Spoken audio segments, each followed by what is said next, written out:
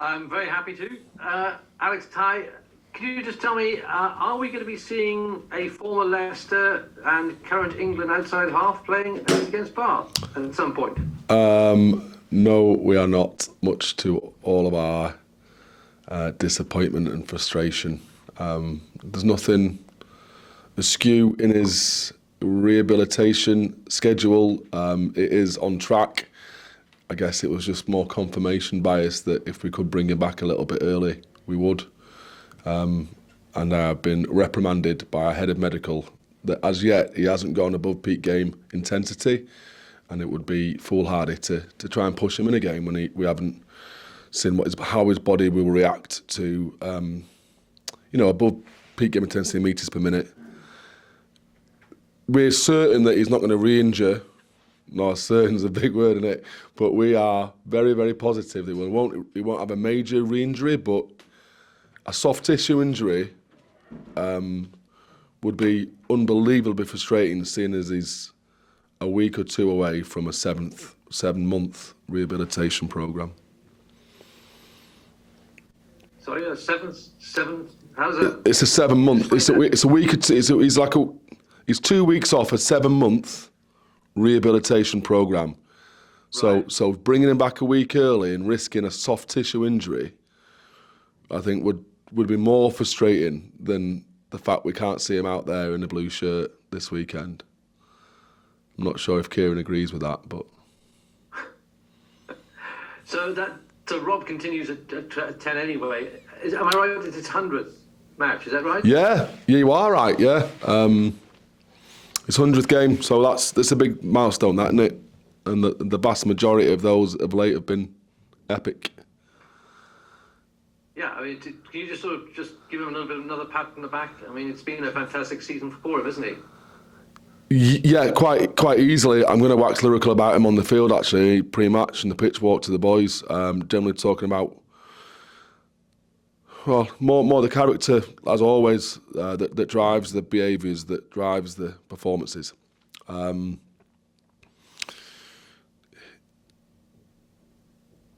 He is extremely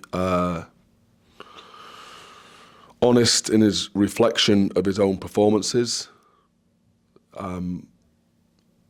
He's quite matter of fact, and he's a big brother, as you know, to the two twins. But metaphorically speaking, he's a bit of a brother to all the lads, a big brother to all the lads. He has that kind of way about him. That's when he functions best, when he's able to influence through confidence of his ability. So you're seeing the best of him at the moment. He's been in every game that we've played thus far this season. He's been in every leaders meeting that we played thus far this season, excluding the Prem Cup games, which also shows how robust he is at the moment, how much he's loving his rugby, and there's been barely a dip in form there. He's probably been the most consistent player in the squad. You talked immediately after the game in Belfast about, for a number of the youngsters, this is a really important learning process to go to somewhere like that and try and solve problems you didn't do in that second half. Discipline, and some of your senior players, including Johnny Hill, were particularly guilty of putting you in positions you didn't want to be in. Have you spoken particularly about reminding them about that sort of need for self-discipline? Yeah, always. It's got to run through the general themes of what you're going after in each week. Discipline. Talk about Johnny. He made a dumb play or two that had a huge momentum swing in the game. I'm referring to a penalty around the 50th minute, maybe 55th minute, where we struggled to get out of our half. That's on the back of making 28 tackles, which is a record since 2017, so I've heard. So you can't say that's all right because he made 28 tackles, but all that intensity has to be controlled, and the physicality has to be underpinned by decent discipline. And the more dominant you are, and that was one of our less physically dominant performances that we've had, the more pressure you're under, the more likely you're going to make poor decisions and fall across that line into well discipline. So there's two ways of looking at it. Like, if you overthink it, you lose the intensity.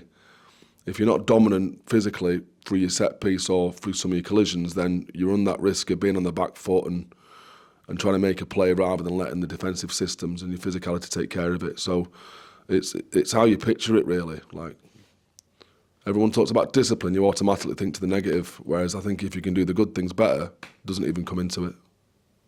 Do the important things better. McIntyre and Shona, Yep.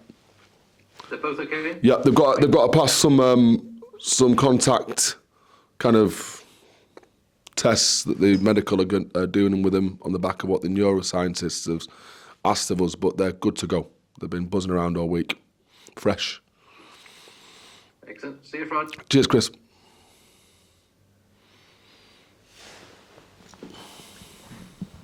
Hi Alex, just a quick one from me. Just wondered what the biggest lesson you learned was from the last couple of weeks. You've got to find other ways of winning games. You've got to beat your best in the Champions Cup. And certainly, there was a question posed to us with the strength of depth that we have. You've got to have most of your best personnel up for selection. So the three things, probably, yeah. Thanks. Afternoon, Alex. How are you? Hi, Kieran. You all right? Following on from what Chris asked about George, with the Premiership Rugby Cup coming up in the 2 weekends after this, is the plan to give him some minutes in those games, or waiting until the next Premiership game, which is Northampton in the middle of February? No, we'll play him as soon as we can. I want to get him back into the Six Nations squad. So the earlier he gets confidence and Borths can see him with a ball in his hands, the sooner he'll be in there. So that opens up the opportunity for Bristol next week and whoever we have for the semis the week after. Have you had a conversation yet with Steve about what he would like to see in terms of George coming back to play in order for him to then go back into the England squad? I'm going to get a call off Steve next week because he's up for selection. So I spoke to him last week and he said as soon as he's available to play, let's chat again. So I look forward to that conversation. I know training's going well as well. Like the lads spoke to Ben and a few of the boys in camp and they said it's been really good, really buzzy. They've had the hard day today, so I'll be keen to see how that went. That's England training, by the way. So is George up for selection then for Bristol next week in the Premier Rugby Cup? Yes. Okay. In terms of other injuries, were there any fresh injuries, new injuries from the Ulster game? I'm trying to think. No, just bumps and niggles. As we've had a couple this week, but that's just your general training week after the longest, most competitive stretch that we've had, which has been 9 games on the bounce. In terms of players potentially coming back, what's the latest with Dan Dupria, Kearney Ustazen, and then Aka, I believe, was at his brother's wedding. Is that why he wasn't in the squad last week? Yeah, correct, yeah. Some things are bigger than the game. All of those guys have been training this week. It's probably been a few weeks since I've asked the question, so I'll ask again. Has a decision been made on Manu's future, considering we're now into the latter stages of January? Again, I have to wait until I'm been given the green light from the commercial department to give comment on that one, Kieran. In terms of potential new signings for next season, are you happy with what you've managed to do and what you hope to do? How is the recruitment drive? I know that you obviously talk about retention being the key thing first, keeping your players together. In terms of new players for next season, are you happy with how the recruitment drive is going? Yeah, I am happy with how it's going. It's a week-to-week thing. It's a constantly shifting jigsaw puzzle of salary cap, injury dispensation, and players coming in and going out for their own motivations. So what I'm starting to realise is You can be happy one week. It can feel like you got it buttoned down and nailed for the next 3 or 4 years, but it's never the case a month later. It's a mad world, is this Premiership game. Just one final one from me. Would you say this is potentially we're entering the most challenging period of the season for a club DOR, considering internationals, England internationals in particular, go away for a couple of months? There are injuries, considering we're now just over halfway through the season. Would you say this is, from a director of rugby's point of view in the Premiership, probably the most challenging couple of months of the season? No. It's challenging for the reasons you've mentioned. 9 weeks on the bounce is challenging. That's really challenging because that fatigue starts to set in after about 5 or 6. The period before Christmas and directly post-Christmas, because of the contract negotiations and salary cap, is more challenging. You have to handle all the white noise. You know, and as soon as, let's just take Exeter as an example, not ourselves, but Exeter, that huge, not exodus, because that's not the wrong thing. There's been a shift in terms of the playing personnel of the club, and as soon as that's settled, they look like they're playing better rugby again. As soon as people know and it's out there, you're able to get on with the job again. But it starts from December and goes right through to the end of Jan, start of Feb, and I reckon that's the more difficult period, is the Christmas period. For the white noise, for the fact that everyone else is having a good time, and you're having a good time, but you got to work as well, you know, and be able to try and cut out the distractions. And you saw that. You saw every. I think the bottom 3 clubs beat the top 3 clubs in that period. This is quite exciting. I'm looking forward to this period for the challenge, but it shows the strength and depth of the squad, and you get to galvanise a bit of a smaller squad and hopefully cement your position in the league, because after that it's not easy. It's a business end. That's really exciting. It starts to get exciting now, Kieran. This part of the season, I think, gets that really exciting because it's not too far from the end. Thank you, Alex. Thanks, mate.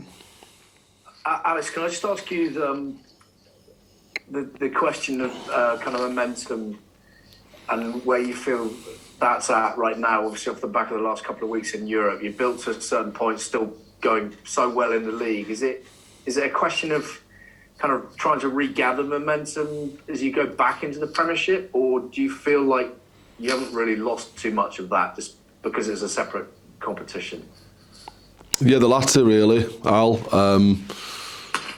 You look at the result and you can say, and I think O'Driscoll mentioned it, something about 5 out of 7 that we've lost. But you'll have to look at it in context of, as I say, losing two front row in 8 seconds and a guy after 20 minutes, and we're able to contain a side like Toulouse for 60 minutes. Like that's brilliant. But the result blows out, and then you're like, that's a bad loss. No, it wasn't. It was a heroic performance in many parts. And then last weekend, with 4 or 5 changes to a pack, we knew what we had to do. We just didn't have, to some degree, the experience and some personnel to get that dominance up front in the set piece and to dominate physically around the park, where you have to in Europe against a side that is openly stated how they're going to come and play you. So you can take that, you can take those kind of losses in context without looking at the big picture and affecting where you're at as an organisation. But as you rightly say, you go back into the Premier, it renews your focus. You get a few people back in on the back of concussions and bans, and you get a lift in energy. Yeah. Do you feel the players feel similarly? I appreciate that's a coach perspective, and no doubt you'll have been drumming that message home. Like, I don't think the wheels will come off because of the last couple of weeks. Here's the context. But do you feel like the players feel that too? Yeah, in the conversation I've had, yes. I hope it's not just confirmation bias on my own part, Ali. Like, yeah, I think they do. Okay. Bath. What's your take on Bath and the progress they've made under Johan van Graan? Interesting to talk to him this week. Again, a bit like you, kind of providing a bit of context because they've not had a good run of results. But at his point, you kind of got to keep going back to where they started under him, and he feels their progression has been pretty significant and continues. So, what's your take on where they're at? They're certainly better at what they do, and they've got a better personnel to execute what is a game model which is very difficult to beat.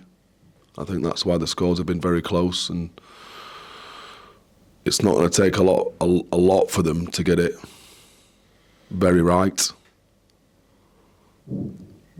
They've the maul's improved. The kick game is brilliant. They have the fewest turnovers. They've got some decent power runners, the likes of your Warners, your Lawrences, who's gone up to England, but your Cockney Singers and your Hills, Atwoods. So they've got decent firepower across the board there. I think they're well coached, and they're going to take some breaking down. So they're a much more cohesive unit than what we faced at the start of the season with 14 men. Yeah, I was going to ask you, do you think it's quite a different prospect then to that you faced earlier in the season? Yeah, I do. I just think that they're better at kind of executing this, like I say, this game model, a territorial, physical defence game model. With some forwards coming around the corner. It's not just about that, but that does provide them the platform for some of their backs, which are really good to unleash on turnovers and kick regathers and stuff like that. So they've got one of the best kickers in the league to get the ball back, and I think they're only second behind us in terms of kicks regathered. So there's similarities in both how we play and how they play, and it's going to be a decent butting of heads, I would imagine, in some areas of the field. Good stuff. And just one quick one on Rafi Quirk. How are you assessing his return to action? He's, by his own admission, he's not on the form that he wants to be. He's not. I've got to free him up, haven't I, Ali? I've just got to take some of the shackles off him, and he's come on 2 difficult games, hasn't he? Where he hasn't had the space, the speed of ball, or he hasn't felt, and he's trying to force it maybe a little bit. I can only foresee him because of the conversations we're having and how the quality of player is. Him coming out of his shell in this next couple of weeks. I can only foresee that happening because he's too good not to. It's the time of the year. I don't know. Look, of course I've had the conversation with him, but there's so much on him to want it to perform. Coming off the bench and trying to earn that starting position again back here, but also in the eyes of Borths and the World Cup coming up. It's just a case of taking some of that load off him, I guess. And once he does that, because it's only him who can shirk it, we'll get to see the player that we know he can be. Yeah, brilliant. Thanks, mate. Cheers, Al. Good luck. Cheers, buddy. Hi, Liam. Alex, how you doing? How are things? I'm good, thank you. You all right? Yeah, quick one for you. With regard to George and just being delayed in his comeback, what sort of frame of mind is George in? I mean, he must be champing at the bit. Yeah. To go. He's nearly there. Yeah. What's he like? What's he been saying lately? Yeah, he wants to play. So it's a case of just kind of trying to keep managing his expectations. I should really get a medical in here so you can quiz him, because I've been on the phone to him like most nights. He's this close, lads. Okay, great. Great. I mean, it'd be a great re-energizing of the dressing room. The fact, like, you'd have the fine guy finally making his debut after it's been so long a wait, hasn't it? 7 months, yeah. He's been brilliant in training. You know, some people need to get the timing back. I remember Jacques Berger, like, he used to miss 5 of his first 10 tackles. That's just an arbitrary number. It just is to zoom past people when he came back because that was his game. Whereas Ford, it's all speed of thought, isn't it? It's all decision making. So he seemingly is slotted straight back into form because that's his USP, that's his X factor, his ability to do the right thing at the right time, and we're already seeing that in the few sessions he's had. Right, looking forward to it. Just curious, this is the first week without Mike Forshaw involved. He's gone to Wales. Who's coaching defence this week, and what's the situation going forward for the rest of the season? Jamie Langley stepped up into that role and stepped up well this week. I'm supporting him, giving whatever advice I can, as I did Forsh, you know, because it's an interest of mine, somewhere I've got some experience. We'll lean into the players, as in every decent club, it's the players that drive the standards, that drive the systems. So we'll lean into them a little bit more. There's certainly nothing's going to happen this season, and if things pan out as we predict, I think we'll be able to keep it and promote from within as we move forward, as is the best way from my experience. If something's not broken and the offence isn't broken here, we don't need someone else to come in and teach us new systems. Okay, that's good. Just change your tackle and to finish up with there are a few waist-high tackling in the community game thing, and I'm just asking you from the point of view of the fact that, like, you're involved with Sale FC, who if they were still in National 1 next year, hopefully you'll get promoted, but if they were still in National 1 next year, would have these rules and enforce them. Or you could have Caldy, if they unfortunately get relegated, would be coming back down. So you would have players potentially playing in National 1 where they would have to readjust to this. What do you make of this? I mean, would that suit you as a professional coach who's got a different set of rules to the community game from next season? What do you make of what's going on there? I don't understand it. I don't understand the process of what they've decided to do. I understand their intent, which is right, to minimise concussions and directly the head-on-head double concussions that you can get, that we saw a few of in the Sarries Glasgow game. But what we know, or what I've been told, is that 70% of the concussions occur to the tackler, not the ball carrier. From my understanding, all you're doing is increasing the risk of that tackler getting more concussions because of where he's putting his head in and around the hard bits of the ball carrier's body. So I understand their intent, which is good and right and noble. I understand what they're trying to get rid of, but for me, doing such a drastic law change could yield more concussions than it could save, and put the tackler in more harm.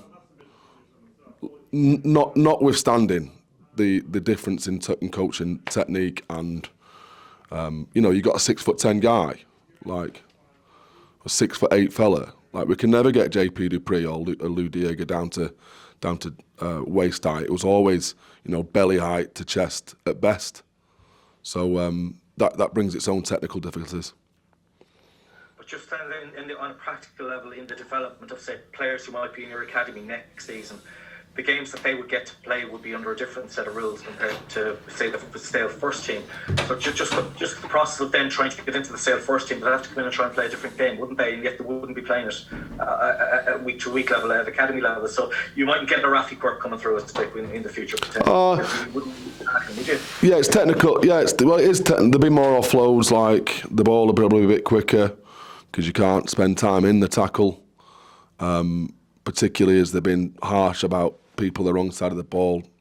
So the game would be faster, there'd be more offloads, potentially more injuries. But essentially it's the same game, it's just the technique has changed. And you shape and you evolve, Liam, like there's law changes every year, isn't there? Every year, and the game continues, so we'll find a way. Okay, fair enough. All right, look, thanks for your time, Alex.